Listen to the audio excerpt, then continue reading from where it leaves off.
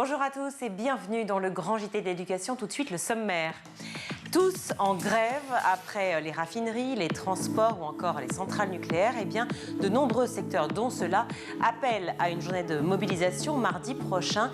Et l'éducation se greffe également au mouvement. Réforme de la voie professionnelle, hausse des salaires, violence au sein des établissements. On fait le point sur les revendications dans un instant avec nos invités.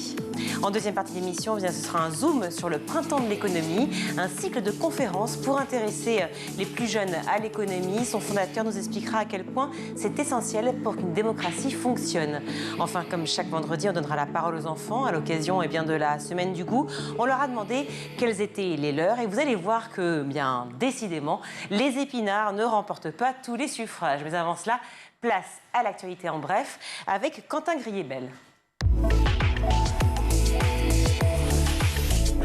Ravi de vous accueillir pour cette première, Quentin Griebel. Merci d'être là. On commence aujourd'hui avec cette journée d'hommage à Samuel Paty. Et oui, 2 ans après l'assassinat terroriste du professeur d'histoire-géographie, un hommage lui a été rendu dans les écoles, collèges et lycées. Un hommage qui a pris différentes formes, minutes de silence, échanges entre les élèves et les professeurs ou encore séquences pédagogiques entièrement dédiées à la liberté d'expression. Une page spéciale a d'ailleurs été créée sur EduSchool, le site internet du ministère de l'Éducation, pour guider au mieux les enseignants durant cette journée. Demain, Pape Ndiaye sera à l'université de la Sorbonne, accompagné de Michael Paty, la sœur de l'enseignant. Ils remettront ensemble le premier prix Samuel Paty à des collégiens qui ont œuvré pour la laïcité. Le 14 octobre, c'est également la journée nationale de la qualité de l'air. Effectivement, et dans le cadre de cette journée, des professionnels de l'éducation et de la santé ainsi que des parents d'élèves ont publié une tribune à l'attention d'Emmanuel Macron. Dans les colonnes du journal du dimanche, les signataires expliquent que plus de 90% des classes françaises dépassent les seuils recommandés de particules fines en intérieur. En avril dernier, le président de la République avait pourtant promis un effort massif de purification de l'air dans les écoles notamment. Une promesse non tenue d'après les auteurs de la tribune. Ils appellent donc Emmanuel Macron à, je cite, ne pas tarder et à lancer un plan ambitieux à la hauteur des enjeux. En France, 20 000 personnes perdraient la vie prématurément chaque année à cause de la pollution de l'air intérieur. Dans le reste de l'actualité, Quentin, les atteintes à la laïcité à l'école continuent de faire parler. On vous en parlait hier, 313 atteintes à la laïcité signalées en septembre dans les établissements scolaires, avec en majorité des incidents recensés pour port de signes et tenues religieux. Alors le député Les Républicains Éric Ciotti a décidé de déposer une proposition de loi pour encadrer encore plus strictement certains vêtements à l'école. Je vous propose de l'écouter. Ce que je propose dans mon texte, c'est que justement les chefs d'établissement puissent, dans les règlements intérieurs, interdire certains types de vêtements. Et puis de façon générale, je crois qu'il faudra qu'on remette ce débat sur la table aussi. Personnellement, je suis favorable à ce qu'il y ait une tenue unique dans l'école de la République, qui est une forme d'uniforme où tous les élèves, et ça serait vertueux aussi pour plein de valeurs, notamment le fait qu'il n'y a pas de différence de classe, de différence sociale. Et pour rappel, depuis la loi de 2004, le voile, la kippa ou encore les croix de taille excessive sont déjà interdits dans les établissements scolaires. Avec cette nouvelle proposition, Éric Ciotti cherche donc cette fois à interdire notamment l'abaya, une sorte de longue robe qui recouvre tout le corps. Un vêtement qui peut difficilement être caractérisé comme religieux et ostentatoire à l'heure actuelle. Enfin, pour conclure, la région Hauts-de-France condamnée à verser 500 000 € à un lycée. Au lycée musulman d'Averroès à Lille, plus précisément. C'est une bataille juridique qui dure depuis maintenant plusieurs années. En 2014, l'établissement a perçu des financements d'une fondation qatari. Alors il y a 2 ans, le conseil régional a décidé tout simplement de geler les subventions données au lycée. Une décision prise une nouvelle fois pour l'année scolaire qui vient de débuter. Le lycée Averroès a donc saisi la justice comme en 2021 et a obtenu gain de cause comme en 2021. Le Conseil d'État a confirmé que la région était légalement tenue de verser ses subventions dans les 8 prochains jours. La région Hauts-de-France a déjà indiqué qu'elle allait se pourvoir en cassation. Merci Quentin Griebel. Plusieurs syndicats éducation se greffent à la grève générale du mardi 18. Alors comment justement expliquer cette fameuse grève? Qu'en attendent-ils? C'est la question du jour, c'est tout de suite.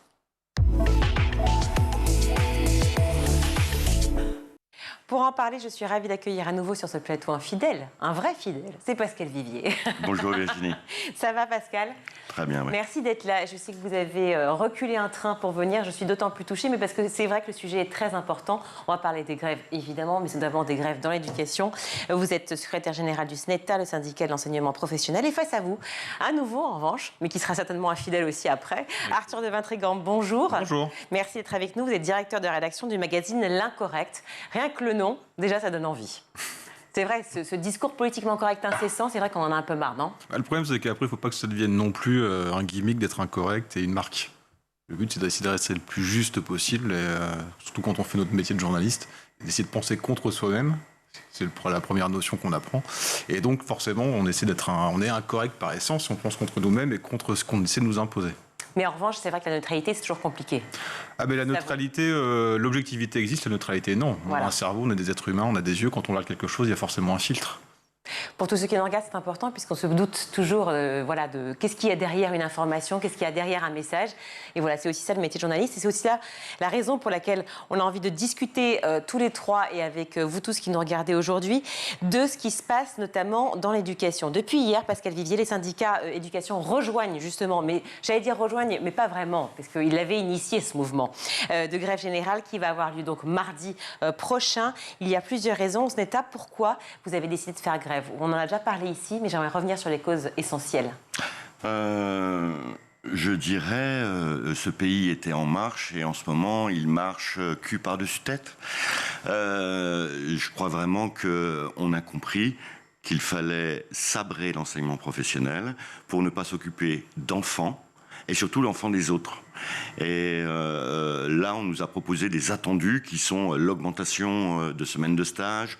On nous a proposé que le conseil d'administration ne soit plus dans les mains de l'éducation nationale, mais de l'entreprise. Bref, l'entreprise vient à dicter à l'école ce qu'elle a à faire, plutôt que d'être un support pédagogique. Vous savez, je dis toujours, les professeurs de lycée professionnel, pour eux, l'entreprise, c'est une alliée, c'est une amie. Vous avez failli faire le lapsus, hein? Oui, mais je pense à l'autre. C'est vraiment une alliée parce qu'on y place nos élèves.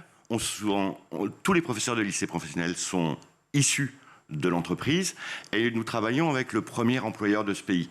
Les commerçants, les artisans, les TPE, les entreprises unipersonnelles. Donc nous, l'entreprise, on la connaît. On en est issus. Là, le but, c'est de travailler pour nous. Si la question est de savoir comment on fait pour que les élèves soient mieux diplômés, comment on fait pour qu'ils s'insèrent mieux dans l'enseignement supérieur, mais également dans l'emploi. J'ai été très surpris, vous avez reçu la ministre déléguée à l'enseignement professionnel et vous lui avez posé une question générale sur Parcoursup. J'ai regardé, elle ignorait complètement que 70% de mes élèves en bac pro participent à Parcoursup. Donc Parcoursup, c'est un vrai souci. D'ailleurs, c'est un tel souci que ceux qui restent sur le carreau, majoritairement, sont issus du lycée pro. Donc, pourquoi la grève? Il y a de provocation en provocation, je dirais, à un moment donné, on ne peut pas prendre non plus les professeurs de lycée professionnel pour des imbéciles. Et la réforme qui nous est proposée, c'est des suppressions de postes. Ce n'est pas mieux d'école pour les élèves, ce n'est pas meilleure insertion, que ce soit à l'emploi ou dans l'enseignement supérieur. Ce n'est pas permettre aux entreprises d'avoir des jeunes avec des compétences, parce qu'on les donne déjà. Et donc là, il y a un ras-le-bol général où on veut dire stop. Donc, c'est vrai que nous ne rejoignons pas une grève qui va être massive le 18, mais on l'a initiée depuis déjà quelques semaines. Et c'est eux tous qui vous rejoignent. On va continuer juste sur la voie professionnelle et on va écouter Carole Grandjean dans quelques secondes parce que j'ai effectivement extrait quelques mots d'elle sur notamment la fermeture de certaines formations. Je sais que ça va vous faire bondir. Arthur de Vintrigan, quel est votre avis justement sur l'orientation à l'école? Est-ce que vous avez été un bon élève déjà? Très mauvais, mais parce que le problème de la France, c'est qu'au nom de l'émancipation républicaine, on a créé un moule.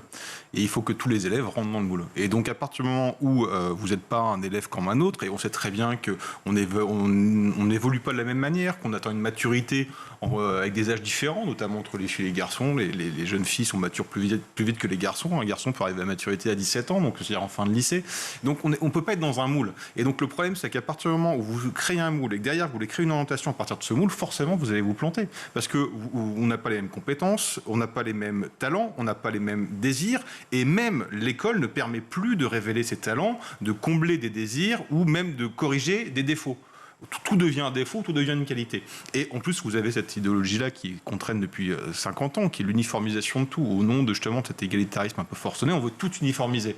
Le problème de l'uniformisation, ça fait des disparités encore plus importantes, et ceux qui touchent le plus, ceux qui payent le prix le plus fort, restent malgré tout les personnes qui sont pauvres socialement, pauvres économiquement, qui sont déclassées aussi géographiquement.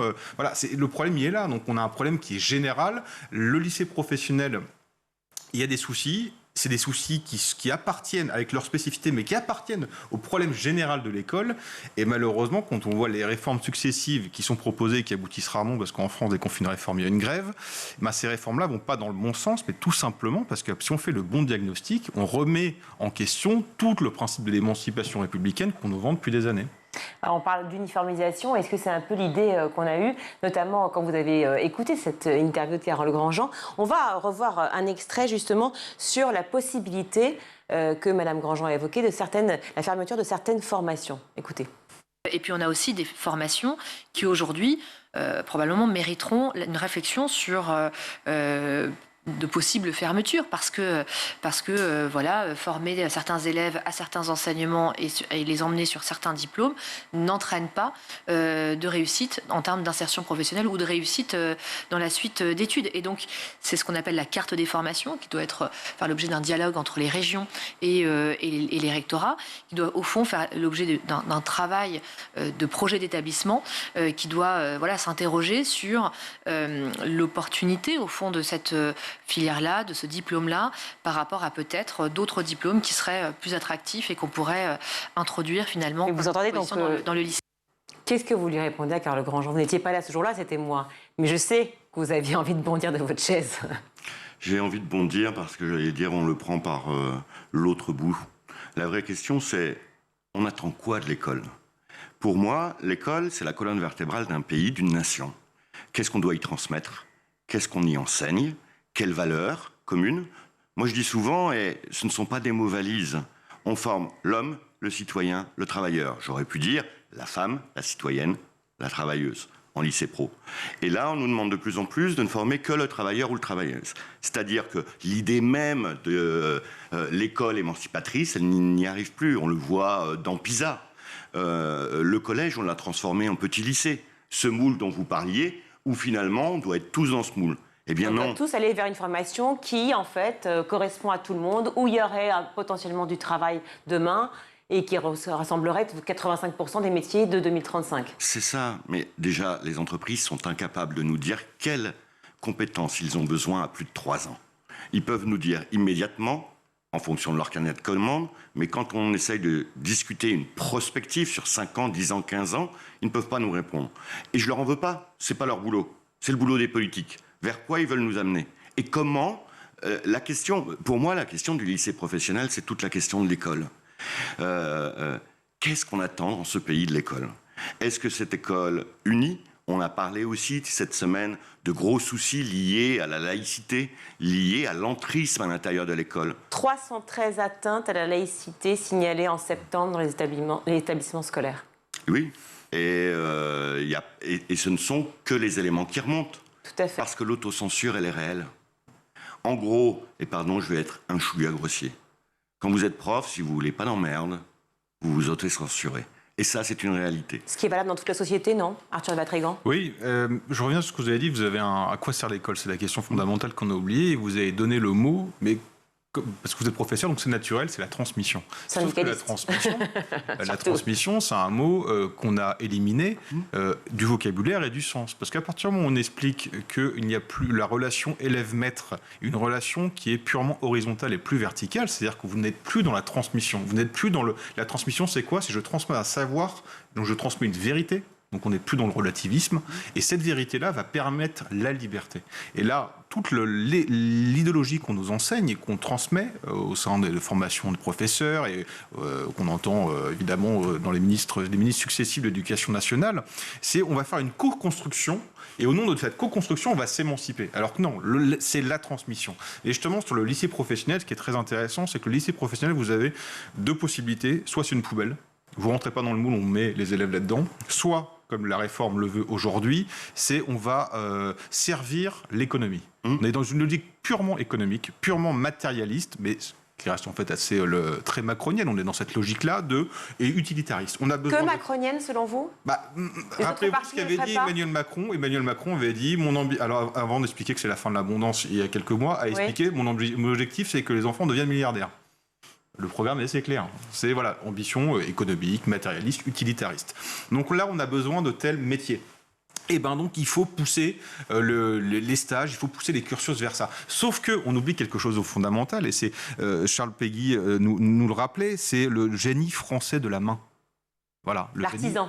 Exactement. Mais pas que l'artisan, tout le génie français de la main. Mais ça veut dire, quand on dit un génie français, c'est une particularité, mais c'est quelque chose qu'on valorise. C'est-à-dire qu'on n'êtes pas allé dans cette filière-là parce que vous êtes nul en maths ou parce qu'on a besoin de soudeurs, mais parce que vos désirs, vos compétences, vos qualités vont vous permettre de vous épanouir dans cette filière-là. Et donc, et encore une fois, cette réforme-là ne va pas répondre à ce problème-là, de la dévalorisation de la filière. On ne va pas réexpliquer que cette filière est bien et n'est plus une poubelle parce qu'on a besoin de vous. Vous n'êtes pas un être interchangeable, vous n'êtes pas un robot, vous n'êtes pas... On a l'impression d'entendre les discours de déclasse qu'on a besoin de vous, vous va me mettre là.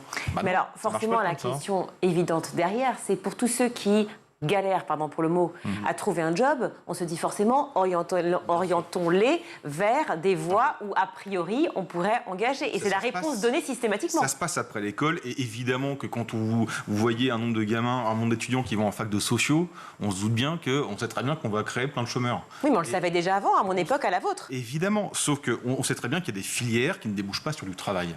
Mais là, on parle de filières post-bac.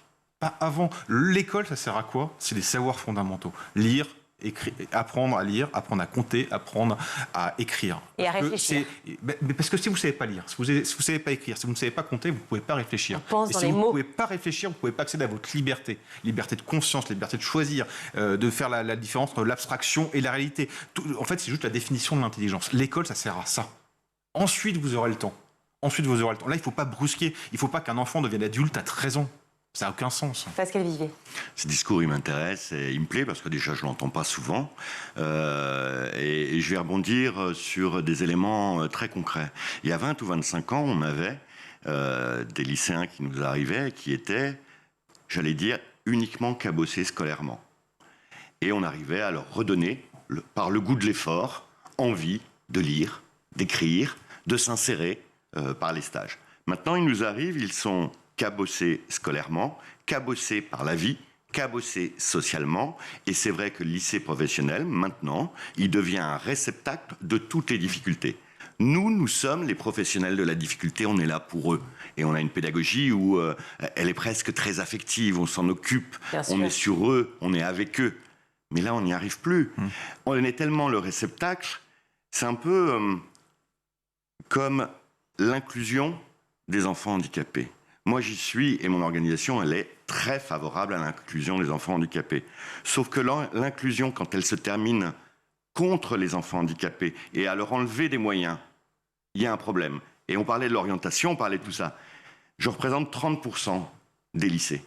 Et pourtant, j'absorbe 75% des jeunes lycéens en situation de handicap. Et je n'ai pas les moyens, d'ailleurs, de m'en occuper. On ne donne pas ce qu'on appelle les AESH, etc. Ouais.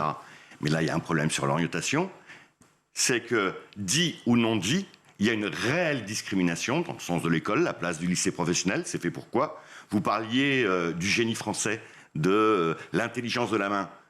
C'est joliment dit, l'intelligence de la main, parce qu'au bout de la main, il y a le cerveau. Donc, ça, le génie de la main. Ça c'est Péguy, c'est pas moi. C'est Péguy, oui, mais c'est ça. Et quand on voit les élèves où on les prend et on les amène, là aussi, la ministre, elle aurait pu dire tout le génie du lycée professionnel qui arrive à sortir un grand nombre de jeunes. Moi, je m'occupe de 700 000 jeunes actuellement en France.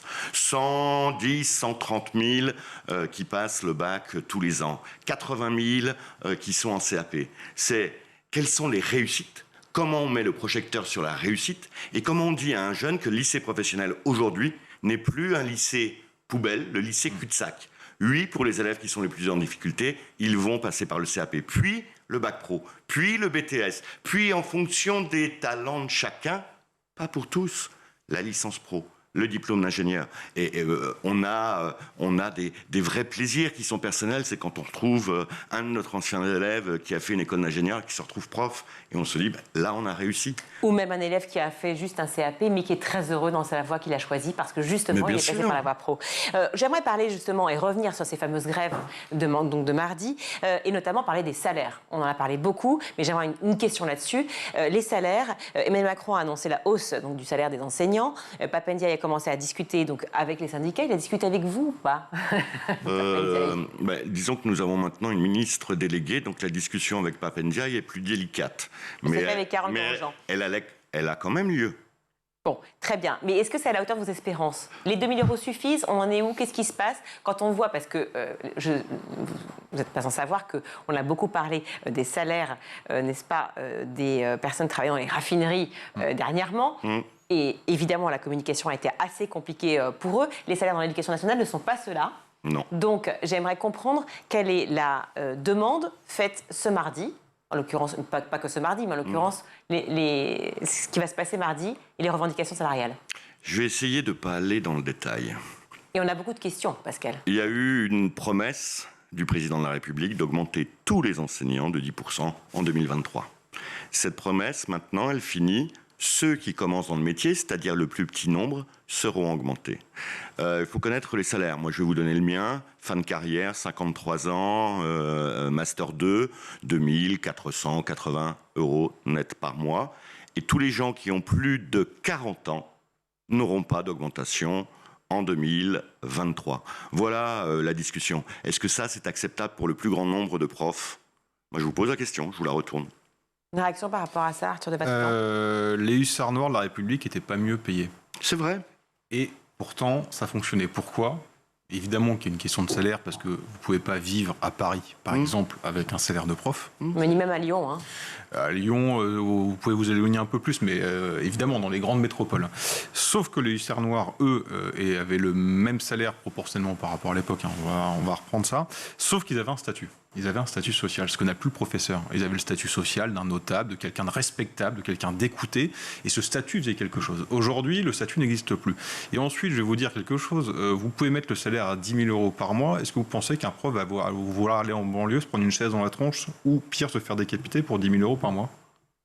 Alors, ça, je pense pas. C'est un vrai sujet, effectivement, de la violence qui se passe à la fois, certes, dans certains établissements de banlieue, mais aussi, et même à Paris ou dans certaines grandes villes, où il y a une violence... Une incivilité, bien sûr. Une incivilité et une non-reconnaissance du statut de professeur.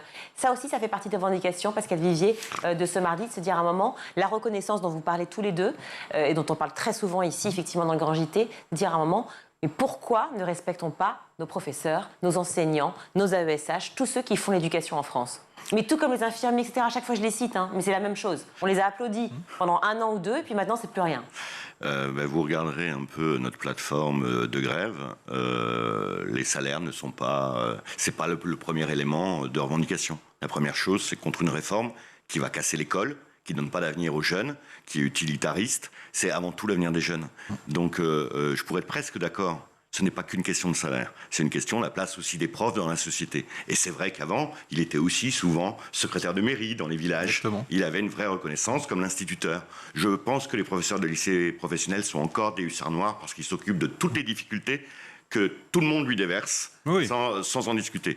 Donc la question des salaires, elle est importante, mais ce n'est pas notre première raison pour laquelle nous sommes en grève le 18. Ce n'est pas qu'une question de salaire. C'est déjà la place du lycée pro et la volonté qu'on ne casse pas cet élément central dans l'école. Les lycéens de la République, dont vous faisiez allusion, je sais que effectivement les salaires n'étaient pas bien plus hauts, sauf que l'inflation n'était pas si forte.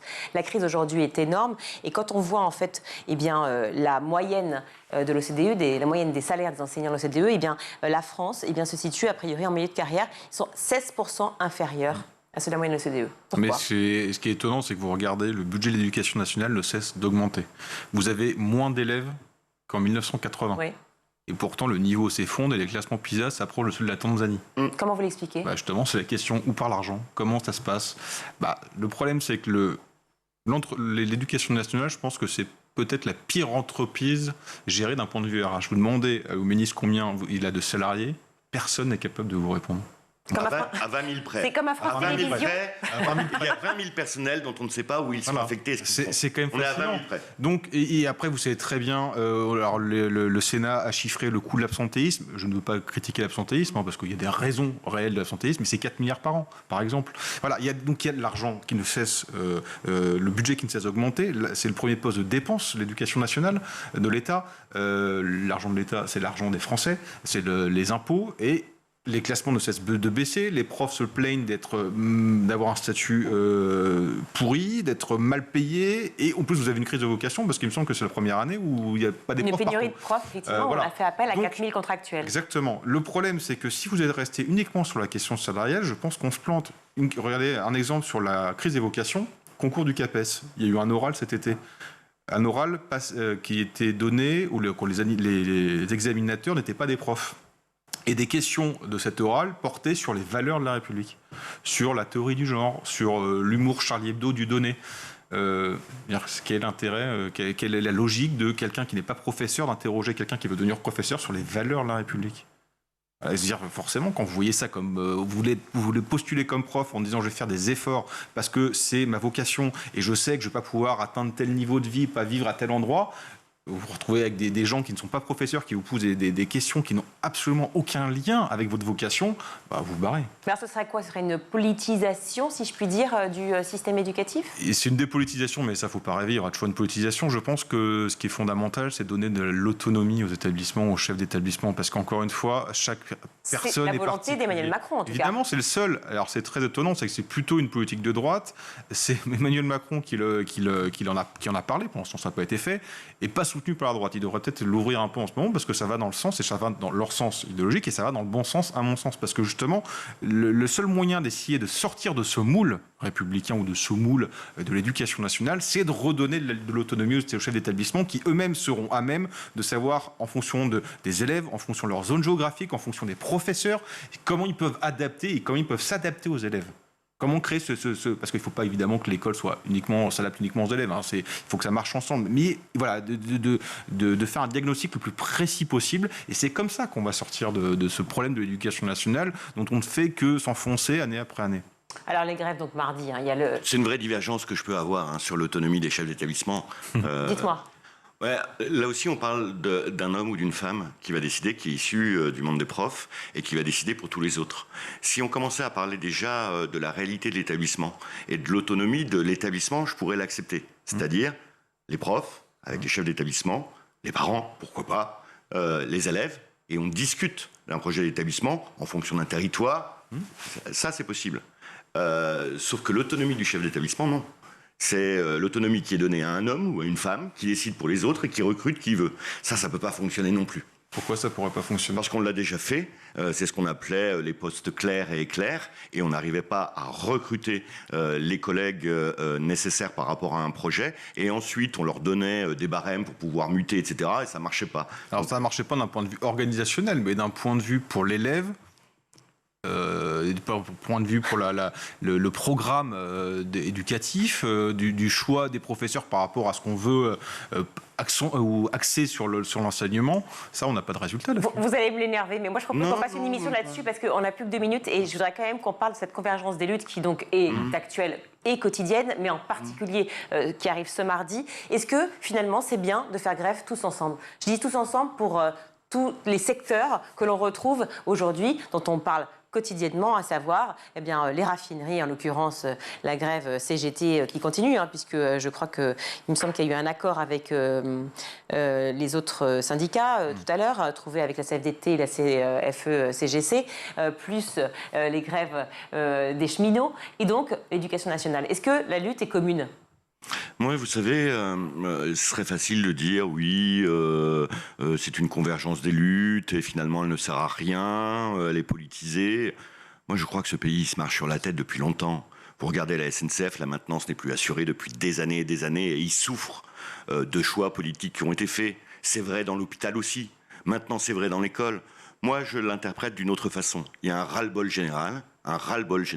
Vous savez, on pourrait même le prendre par des picots ras-le-bol. Cet été, les Français manquaient de moutarde, d'huile, maintenant d'essence.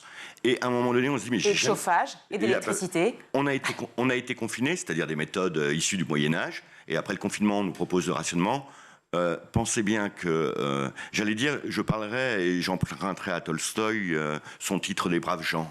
Les braves gens, à un moment donné, ils en ont ras-le-bol et ils veulent dire « j'en ai marre ». Donc comptez pas sur moi pour vous dire que c'est la faute d'une organisation syndicale ou de syndicats, quand bien même je connais les taux de syndicalisation dans le pays. Mais je crois que si, à ce point-là, il y a une colère qui va s'exprimer, c'est que ce pays ne tourne pas rond et que les politiques sont vraiment hors sol. Est-ce que sincèrement, le matériel politique est à la hauteur quand on laisse pendant 25 jours des salariés bloqués, sans intervenir, sans pousser la direction à discuter, sans permettre aux organisations syndicales de discuter et d'intervenir à la fin. Est-ce qu'on est à niveau quand on nous dit qu'on n'est pas en pénurie et qu'à la fin on parle de pénurie? Les Français ne sont pas des imbéciles, il faut arrêter de les prendre pour des imbéciles. Arthur de Vatrigan, un dernier mot justement par rapport à cette situation qui ressemble un peu à celle des Gilets jaunes qu'on a connue aussi. Les Gilets jaunes... Et puis même l'avant-Seconde Guerre mondiale aussi. Surtout là... non, les Gilets jaunes, c'est une initiative citoyenne. Et les syndicats ont couru après, je le rappelle, en expliquant au début que c'était un truc fasciste d'extrême droite. Ce qui était toujours assez amusant. Concernant cette convergence des luttes, j'aime beaucoup ce mot-là, c'est vraiment le mot trotskiste par excellence. Je pense malheureusement pour vous, vous avez passé la trappe, parce que la seule chose dont on va parler mardi 18, c'est des salaires de la raffinerie. Et le lycée, les réformes de l'école, on ne va plus en parler, malheureusement. Et je pense que c'est un sujet beaucoup plus important que le sujet de Total. On est là pour crier justement qu'il faut en parler. On est là pour dire qu'il faut en parler. Dans l'incorrect, est-ce que vous allez faire un papier dessus? On a fait un gros dossier sur l'école déjà, au numéro de septembre, bien comme il fallait. On essaiera d'en parler, mais malheureusement, c'est des sujets qui sont complexes parce que, encore une fois, évidemment qu'il y a des politiques hors sol, mais il y a aussi des syndicats qui ont rapidement ou très rapidement oublié le sens de l'intérêt général pour privilégier les intérêts particuliers. Le problème de la CGT et de FO et de SUD et de tous syndicats, ils essaient juste de perpétuer une lutte des classes pour leurs propres petits intérêts égoïstes. Ils font la grève immédiatement alors qu'on sait que ça doit être l'ultime recours. Résultat, on est dans un truc qui est complètement arrêté, où seul le rapport de force fonctionne et qu'en France aujourd'hui, si vous voulez obtenir quelque chose, faut bloquer, faut taper, faut casser. Il faut rendre l'antenne et je sais que vous avez envie de réagir. Vous pourrez réagir de toute façon, évidemment, sur les réseaux et sur Twitter. Pascal Vivier, merci beaucoup d'avoir été avec nous. Merci à vous. Je rappelle que vous êtes secrétaire général du SNETA. Force est avec vous mardi et le reste des jours. Vous savez qu'on est tous, bien entendu, avec tous les enseignants, les syndicats, les élèves, les profs, les parents. Bref, on est tous concernés par l'éducation. Arthur de Vatrigan, merci beaucoup d'avoir été là, directeur de la rédaction du magazine L'Incorrect. Maintenant, vous connaissez l'adresse. Vous venez. Avec grand plaisir. On était ravis de vous recevoir. On marque une courte pause et on se retrouve.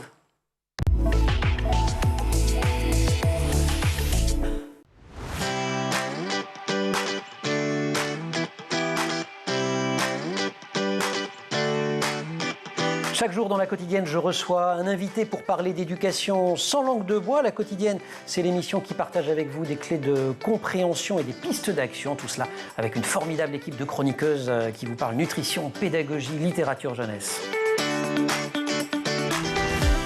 L'école, c'est la vie et c'est aussi l'avenir de vos enfants. Initiative locale, orientation, école à l'étranger. Je vous donne rendez-vous tous les jours dans le MAG sur School TV pour aborder une thématique forte de l'éducation en plateau, des profs, des parents, des élèves et des élus. Vous avez la parole tous les jours dans le MAG sur School TV. Le numérique ouvre le monde des possibles. On se retrouve tous les jours dans l'école du futur pour s'inspirer, pour décrypter la tech, le numérique, l'histoire, l'art ou encore les sciences, toutes ces matières qui nous permettent de mieux comprendre le monde de demain.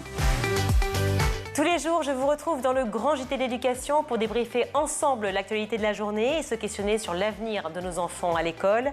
En compagnie de chroniqueurs et d'invités, nous tenterons de répondre à une question d'actualité qui concerne l'éducation. Nous vous donnons chaque jour la parole dans le grand JT d'éducation. Toutes les semaines, on se retrouve dans Souvenirs d'écolier. Je vous propose un tête-à-tête avec une personnalité. Elle viendra se confier sur son enfance, elle nous racontera des anecdotes de sa scolarité et puis elle nous livrera sa vision de l'école d'hier et d'aujourd'hui.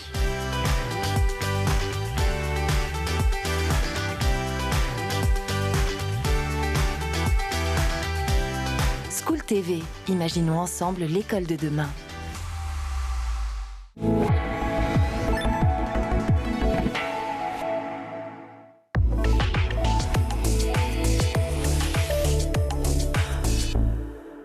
De retour sur le plateau du Grand JT, je suis ravie d'accueillir Pierre-Pascal Boulanger. Bonjour. Bonjour. Merci d'être avec nous. Vous êtes le président fondateur du Printemps de l'économie qui a lieu cette année du 18 au 21 octobre. Je dis cette année car ça fait 11 éditions, c'est ça ? 10e édition. 10e édition. Oui. Énorme. Énorme. Énorme. On a démarré tout petit et contrairement à toute attente, ça a grossi très vite. Mais bon, il est vrai que la France est de tous les pays d'Europe le pays où il y a le moins de rencontres économiques, de colloques économiques. Ce qu'au journal Challenge, ils appellent les mini-Davos. Il y en a énormément en Allemagne, il y en a beaucoup dans les pays scandinaves, en Grande-Bretagne. En France, il n'y avait rien. Pourquoi ça fait peur de parler d'économie en France ? Il y a eu pendant longtemps une vraie défiance vis-à-vis de l'économie.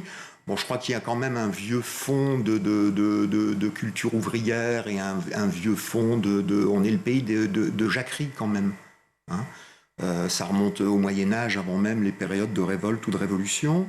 Il y a aussi le rapport à l'argent qui est toujours très mal vu, qui est vu de manière négative. On a une grande méfiance. Une société ne fonctionne pas, je veux dire. Sans monnaie, en tout cas. Sans monnaie, oui, c'est ça. Oui, bien sûr. N'importe quel artisan ou grosse société. Non, une grande méfiance. Et ce qui m'a poussé d'ailleurs à créer le Printemps de l'économie, c'est qu'avant de le faire, j'avais démarré un cycle de conférences destiné aux jeunes, parce qu'on se disait que c'était surtout auprès des jeunes qu'il fallait agir.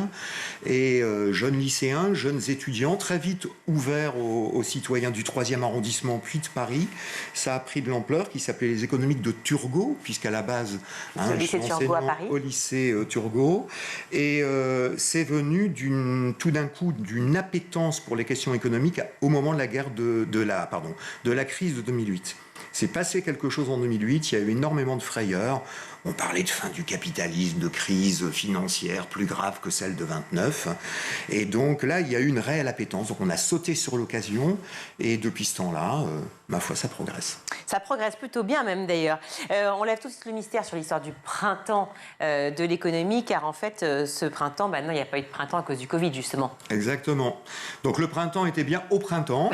Voilà. Et là, il sera à l'automne. Et il sera à l'automne pour la 3e année consécutive en raison du Covid et des incertitudes qui pesaient encore au printemps dernier. Alors, le printemps de l'économie, je le disais, donc, qui a lieu cette année, donc, du 18 au 21 octobre. Et donc, c'est un cycle de conférences qui ont pour thème, évidemment, l'économie. Et vous avez créé l'événement avec Michel Rocard, je crois, non, c'est ça ? Avec Michel Rocard, oui. C'est la classe quand même, hein ? C'est la classe, oui. Une conviction qu'on avait en commun, qui est que la méconnaissance en économie est une menace pour la démocratie. Alors justement, j'aimerais que vous m'expliquiez au mieux cette phrase, car pour vous, elle paraît évidente, mais pas forcément ni pour moi, ni peut-être même pour Quentin et pour tous ceux qui nous regardent. Quand la crise de 2008 est arrivée, c'était d'une telle complexité, cette crise financière, et d'une telle gravité, avec quand même, notons-le, des États qui ont su réagir, contrairement à 29 où ça s'est enlisé et au bout du compte, la crise a perduré, dépression puis guerre, quand même une période atroce. Mais il y a eu une période extrêmement compliquée, c'était très technique. Donc, aller parler des subprimes, on a beau essayer de vulgariser ou de simplifier pour le commun des mortels quand même quelquefois pour des gens qui ont fait des études en économie, c'était un peu compliqué. Donc forcément, les lecteurs, comment fait-il pour se décider quand il écoute des candidats, sachant que les candidats parlent de plus en plus d'économie. Il y avait la crise de 2008, mais la mondialisation est partout. Donc, grosso modo, pris dans l'étau d'une économie mondiale avec une crise mondiale, comment s'y retrouver ? Comment on choisit ses dirigeants ? Mais pourtant, vous êtes un peu moins maintenant, mais toujours professeur donc, dans un lycée parisien de sciences économiques et sociales, de SES, on appelle ça comme ça. Très belle discipline. Très belle discipline. Voilà, justement, vous voyez l'intérêt, justement, qu'ont vos étudiants, alors vous allez me dire, comme c'est vous en tant que prof, forcément, mais même avec vos collègues, pour justement cette discipline, pour l'économie, ils s'y intéressent ? Alors, les élèves s'y sont beaucoup intéressés, effectivement, au moment de la crise de 2008, au moment du Covid, etc. Mais les jeunes zappent très vite. C'est-à-dire que dès que la crise est digérée, même si elle n'est pas terminée, mais en tout cas, dès que, hop, ils passent à autre chose. C'est court-termiste, en fait. C'est très court-termiste, oui. Le temps est de plus en plus court. Bah, c'est vrai. Qu'est-ce qu'on va y retrouver alors, au printemps de l'économie ? Des ateliers, des conférences, des rendez-vous, du mentorat ? Qu'est-ce qui va se passer ? Non, essentiellement des conférences débats, bon, sous des formes différentes. Pour la plupart du temps, ce sont des conférences débats quand même assez classiques, avec une part importante de questions réservées au public. Mais bon, ça peut être parfois un battle entre des économistes, un battle inversé avec vote du public. Racontez-nous. Alors, un battle de deux économistes, chacun défendant leur thèse, ou quelquefois, ce qui est très amusant, alors là, on a du mal à le faire parce qu'il y a quand même peu de partants, il faut l'avouer, mais quelquefois, des économistes peuvent s'amuser à défendre la thèse de l'autre. Ah oui, d'accord. C'est même de la rhétorique, en fait, votre histoire. C'est du théâtre. Exactement. Et après, la comédie humaine. Exactement, c'est ça, la comédie humaine. Petite question, est-ce que c'est à travers des jeux un peu comme les battles, comme vous me disiez, que vous arrivez à intéresser les jeunes à l'économie ? Parce que c'est vrai que des discussions ou des débats, c'est pas forcément ce qui va intéresser les plus jeunes. Bien sûr. Mais bon, pour les intéresser, de toute façon, il faut partir de leur quotidien. Il faut partir de leur quotidien, il faut leur montrer d'autres quotidiens. Parce que souvent, pour eux, le quotidien, c'est leur quotidien. C'est un moment où on n'est pas encore sorti. Au bout du compte, le grand déclencheur, c'est le bac. Ce qui fait qu'après, quand on arrive à l'université ou en grandes écoles, il y a un brassage avec d'autres jeunesses. Et là, on découvre le monde. Donc, il faut leur parler en partant de leur quotidien. Il faut leur montrer qu'il y a d'autres quotidiens. Donc ça, c'est quelque chose de très très important pour les amener vers des questions qui sont beaucoup plus macroéconomiques, qui, elles, vont intéresser des jeunes, mais une minorité de jeunes qui déjà s'intéressent à la politique, ont une certaine curiosité. Voilà. Mais il faut sans cesse reconnecter. En fait, vous prenez davantage le fond que la forme. Oui. Et tant mieux. Cette année, 10e édition, donc vous le disiez, l'actu est vraiment... J'allais dire, non mais je veux dire clairement le mot catastrophique, et on parle de sobriété tout le temps, ça tombe bien parce que le thème c'est sobriété et l'essence de demain. Ça fait combien de temps que vous avez choisi ce thème ? On s'y est mis dès février. J'ai réuni le conseil scientifique au mois de mars. Bon, on a un conseil scientifique quand même avec beaucoup de très très grandes dames et de très grands monsieur de l'économie, mais aussi de l'histoire, c'est interdisciplinaire. Et ça, je tiens à le préciser quand même parce que c'est assez rare. On a un conseil scientifique pluraliste. C'est-à-dire ? C'est-à-dire que souvent on dit, quand les gens qui parlent d'économie, c'est essentiellement mainstream, on n'entend pas les oppositions. Là, on peut très bien avoir des représentants des économistes atterrés, avec des représentants de la Banque de France, des représentants des grands labos de recherche en économie, de Paris School of Economics. Tout le monde est autour de la table. Donc voilà. Et c'est aussi une représentation politique diverse. Est-ce qu'on peut retrouver la politique aussi au sein justement de ces conférences ? Oui, alors c'est pas aussi caricatural ou manichéen qu'on voudrait bien le penser, mais oui, forcément, ça se retrouve. Je veux dire, alors ça dépend. Il y a deux concepts. C'est une mini-assemblée nationale ou pas ? Quand on parle d'économie à l'Assemblée. Collé. Non, oui, mais enfin, chez nous, on s'invective pas. On s'écoute. On ne dit pas qu'il y a de lâcheté. On se respecte. Non, vraiment, c'est... Et donc, pour en revenir au choix de ce thème, donc, on a réuni le conseil scientifique au mois de mars. Personne ne parlait de sobriété, mais nous, on s'est dit, ça fait 50 ans que des économistes parlent de sobriété, on ne les a pas entendus, il y a des associations de terrain, visiblement ils ne réussissaient pas à influencer les décideurs politiques et même le grand public, et avant même que l'été n'arrive, et avant même que le président de la République, parce que quand même, soyons clairs, il a fallu que le président de la République parle au mois de juillet de sobriété pour que tout d'un coup, tous les médias s'en emparent. Et il y a même un mois, en septembre, où le mot sobriété a été de tous les termes le mot le plus employé. Mais nous, on l'avait décidé, et tous les économistes du conseil scientifique, quelle que soit leur appartenance ou leur sympathie ont choisi à l'unanimité le thème de la sobriété. On était convaincus que c'était le thème du moment, que si les économistes étaient minoritaires il y a 50 ans, puis 40 ans, c'est-à-dire maintenant on a énormément d'économistes de l'environnement, c'est l'économie, la science économique et de plus en plus tient de plus en plus compte des points de vue d'autres disciplines, c'est un sujet interdisciplinaire, on en était convaincus. En plus, il y avait une logique avec les thèmes d'avant, parce qu'il y a 2 ans, on avait traité guerre et paix, où on avait des économistes... On peut encore avoir ce thème aujourd'hui. On avait aussi des généraux, alors c'était guerre économique, guerre commerciale, mais on parlait aussi des risques de conflit. Hubert Védrine avait d'ailleurs évoqué les risques de conflit en Ukraine, on avait des généraux qui nous avaient parlé de cybersécurité, etc.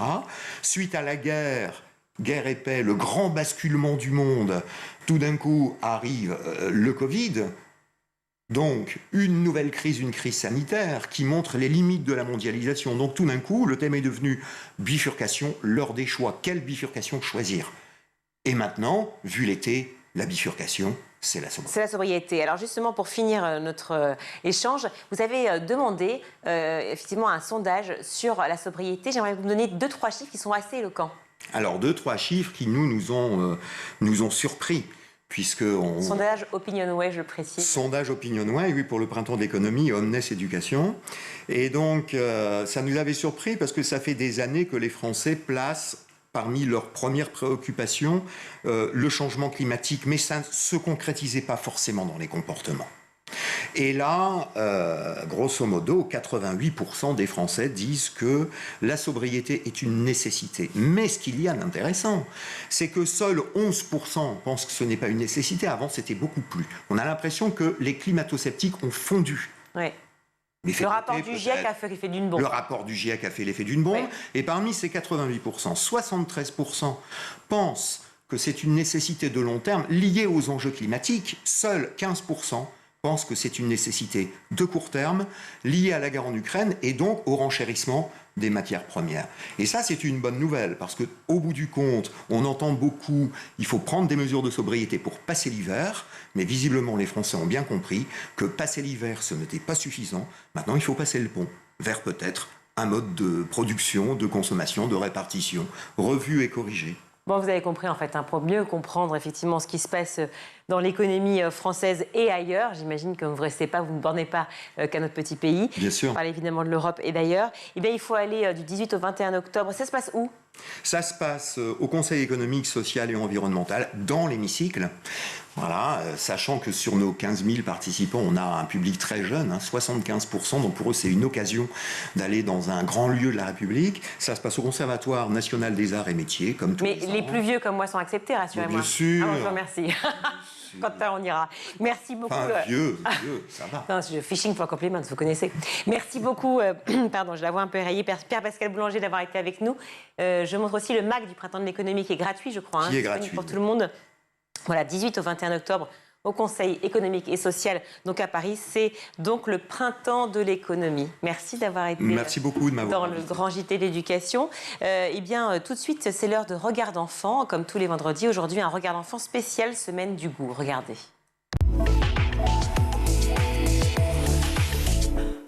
Le fromage de chèvre. Mon plat préféré, c'est les lasagnes. Les cordons bleus, les pâtes et les burgers frites. Tu le manges comment? Comme ça. Mon plat préféré, c'est les gnocchis. Des épinards. Les épinards comment? Sucrés. Peut-être pas que je déteste, mais j'aime pas trop les choux Bruxelles. Mais il y a un truc que je déteste à la cantine. C'est les épinards. Bah, j'aime pas la cantine parce que c'est pas bon. Et bah, j'ai déjà vomi. Bon, moi j'aime pas ça, mais il y en a peut-être qui aiment, c'est bien, mais moi j'aime pas. Du coup, bah j'aime bien les frites de la cantine, c'est trop bon, et les tomates aussi, de la cantine. Et qu'est-ce que t'aimes pas du tout Papa. Et c'est important de manger 5 fruits et légumes par jour, parce que comme ça, vous irez mieux, ça donne de l'énergie. C'est pas possible. Qu'est-ce que t'aimes pas du tout? Papa. Voilà. Bon, évidemment, elle plaisantait. Elle a beaucoup d'humour, cette petite. Visiblement. On a le prénom de cette jeune fille qui est charmante ou pas? C'est Sacha, elle est trop mignonne, cette petite Sacha. On l'embrasse. En tout cas, ils sont ouverts par rapport, effectivement. Moi, j'aime pas, mais les autres... Est-ce qu'il y a un plat que vous n'aimiez pas, vous Il a été cité, les choux de Bruxelles, c'est pas pour moi. C'est vrai que c'est compliqué, hein? C'est très compliqué. Pas évident. En revanche, mais la cantine était bonne ou pas? Je me suis jamais plaint de la cantine, honnêtement. Très bien. On peut le garder, donc, du coup, chez School TV. Il a l'air plutôt sympathique. Pas trop syndicaliste, tout ça. Juste pas de choux de Bruxelles. Voilà. Pour une première, franchement, Quentin, bravo. Merci, en tout cas, les enfants, d'avoir participé au Grand JT. Tout de suite, c'est le meilleur de School TV avec le Zap. Comment s'organise le système indien ?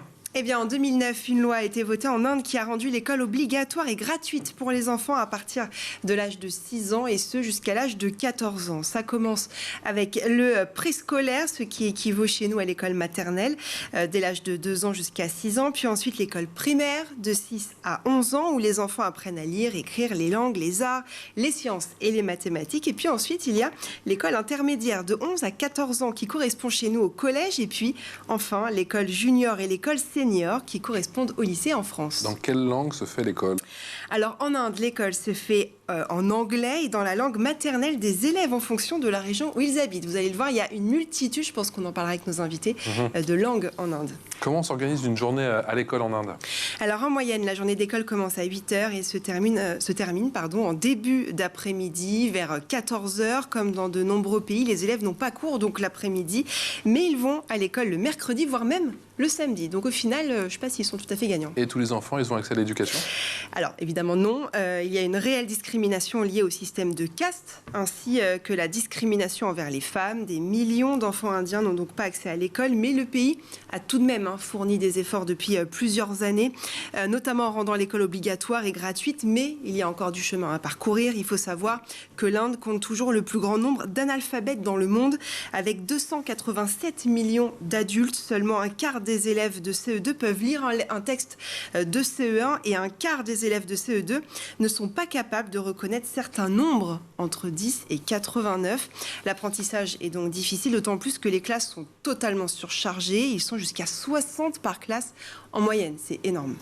Des classes surchargées, ce qui a boosté l'école privée ?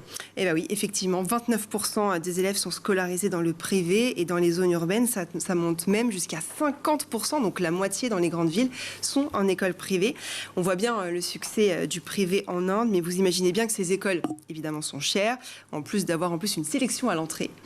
Donc tout le monde n'y a pas accès. Uniforme ou pas uniforme ? Oui, l'uniforme est obligatoire en Inde. Valentine, justement, le rôle modèle, c'est aussi se dire qu'on peut redonner ses lettres de noblesse à, parfois, des personnalités que l'histoire a pu oublier ou des personnalités présentes qu'on aurait envie de mettre un petit peu plus en avant.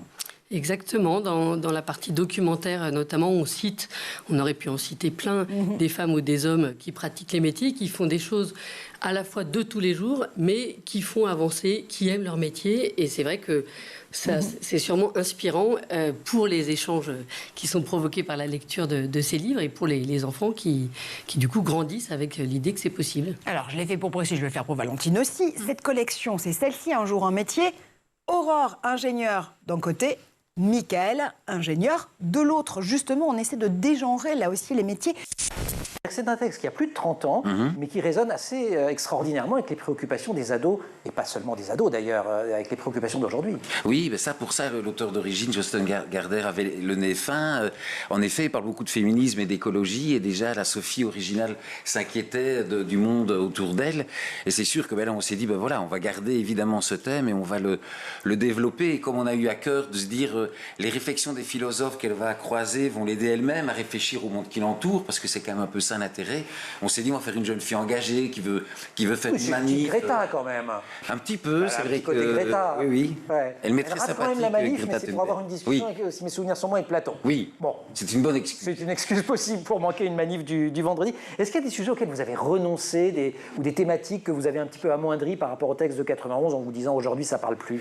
Non, vraiment pas. Il fallait synthétiser la pensée des philosophes pour que ça tienne évidemment dans des pages de bande dessinée, mais le non, c'était... on a plutôt ajouté, par exemple, il y a Averroès, le philosophe arabe, qui n'était pas dans l'œuvre d'origine. On s'est dit que c'était important aujourd'hui d'intégrer ce grand philosophe qui a ramené Aristote dans le monde occidental, et que c'était important de présenter un philosophe arabe aujourd'hui. Donc on a plutôt ajouté certaines choses ou développé qu'enlevé. Qu'est-ce qui vous a demandé, Jocelyn Garder, qui a 70 ans aujourd'hui, l'auteur? On a eu de la chance, on lui a envoyé 1 ou 2 chapitres pour essayer de le convaincre qu'on pouvait faire quelque chose de bien avec son œuvre. Il a lu ça, il a dit « Bravo, c'est très créatif, allez-y ». Et on a dit « Oui, mais ce qu'on doit vous montrer, non, je vous fais confiance ». Extraordinaire. Oui, c'était une grande chance parce qu'il nous a laissé toute liberté et puis évidemment, on avait envie d'être à la hauteur. Oui, c'est parfois pire, ceci étant. De ne pas avoir la possibilité de temps en temps d'envoyer une planche et d'avoir l'auteur. C'était bien ça. Oui, on s'inquiétait un peu de sa réaction, mais il est content. Vous êtes un petit peu renseigné parce que c'est quand même un changement de vie total. On a beaucoup entendu parler de l'Inde. On entend qu'effectivement c'est un pays magnifique. D'ailleurs, ceux qui reviennent très souvent, il y a le syndrome de l'Inde, sont carrément déprimés. Mais vous êtes parti là-bas avec vos enfants. Est-ce que vous étiez justement préalablement renseigné sur le système scolaire ou pas du tout? Non, pas vraiment. En fait, je savais qu'à Pondichéry, il y avait un lycée français donc qui englobe toutes les classes. Donc vous avez dit, au pire, il va aller au lycée français, quoi. Ouais, je pensais le mettre au lycée français. Et du coup, c'est exactement pareil que le système français. En plus, les écoles à l'international sont très bonnes. Oui. Mais vraiment, en termes de calendrier, ça ne m'arrangeait pas. Et puis, je me suis dit, on a visité plusieurs écoles. Et en fait, j'ai laissé le choix à mon fils. Et comme l'école est à une demi-heure de route et qu'il devait prendre le bus scolaire, le school bus, il m'a dit, C'est comme aux États-Unis, le petit school bus. C'est ça, le bus jaune. On se retrouve à l'arrêt de bus avec chaque parent. C'est assez folklorique. Mathilde? Alors pour l'instant, il est jeune, il est encore en maternelle, mais est-ce que dans les prochaines années, vous pensez peut-être le mettre en école française par rapport à la différence de niveau, peut-être? Justement, le niveau est incroyable. D'accord. Vraiment, ils commencent déjà à apprendre à lire, à écrire. Ils font l'alphabet. J'étais vraiment agréablement surprise, même si j'avais pas d'a priori. Je pense que ce serait important quand même de le rebasculer en français collège pour le primaire, pour qu'ils sachent écrire français, surtout.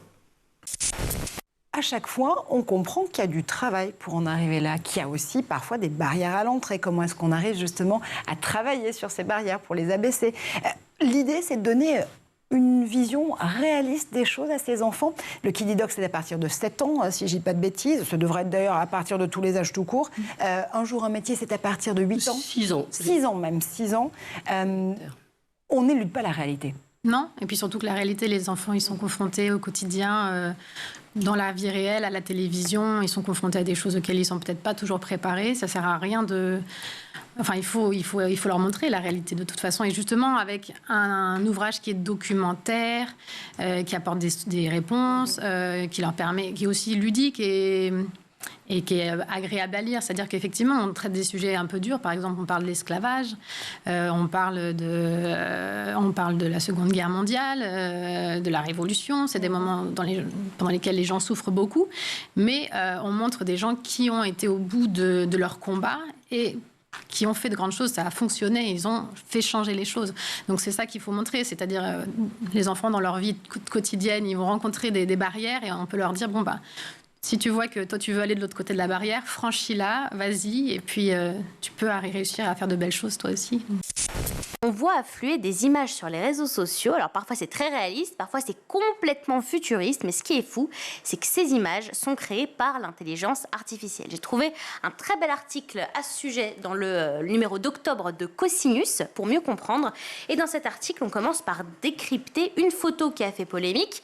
Regardez, cette œuvre, c'est celle de l'Américain Jason Allen qui a remporté le premier prix de la Foire d'État du Colorado dans la catégorie œuvre numérique. Sauf que cette récompense a déclenché une polémique puisque rien de ce qu'on voit sur la photo n'a été dessiné par lui, mais uniquement par un programme d'intelligence artificielle. Et tout ça dans Cosinus, le magazine des maths et des sciences, crée des images grâce à l'intelligence artificielle. En fait, ça fait pas si longtemps que ça existe par ailleurs. Absolument, ça s'est développé seulement à partir de cet été vraiment, c'est-à-dire que la qualité des images que l'on peut créer a clairement fait un bond. Et ça se passe comment concrètement? En fait, vous allez sur l'un de ces sites qui propose de créer des images grâce à l'intelligence artificielle. Il y en a plein de gratuits. Typiquement, l'artiste américain dont je vous parlais au début a créé son image sur Midjourney, un site totalement gratuit. Et ensuite, il suffit de rentrer des mots-clés, des instructions claires pour obtenir l'image que vous souhaitez. Et comment ça se fait que ça donne un résultat aussi rapide? En fait, ces programmes d'intelligence artificielle se basent sur des millions d'images récupérées dans des banques d'images ou sur Internet.